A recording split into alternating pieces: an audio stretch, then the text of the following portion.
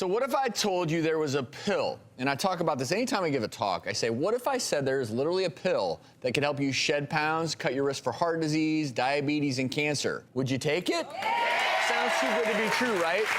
Well, I'm not talking about a pill, although it is about the size of one. I'm talking about taking something potentially 3 to 4 times a week, maybe reaping some serious health benefits. I'm talking about nuts. Yeah!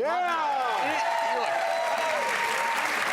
I am not being sarcastic when I say you start to look at some of these studies associated with people who regularly eat nuts. It's just fabulous. You are nuts for nuts. I am. I absolutely am. You know, in a recent study, it showed that people who regularly ate nuts were able to shed pounds and cut the risk of heart disease, diabetes, and cancer.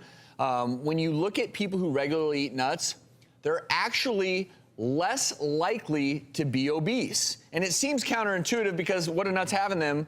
Fat. But they're healthy fats, heart-healthy fats. They also have fiber and protein. Really hard to overeat nuts. You take a handful, you eat them, and you're satisfied. You're good. You don't want more. You know, a lot of the same effects that you would get with a cholesterol-busting type drug, but with none of the side effects. You know, and I talk about in the doctor's diet, I actually have a big section where I talk about how I go nuts for nuts because of these reasons. Guess what? The Doctor's Diet book is now available in paperback form. Woo!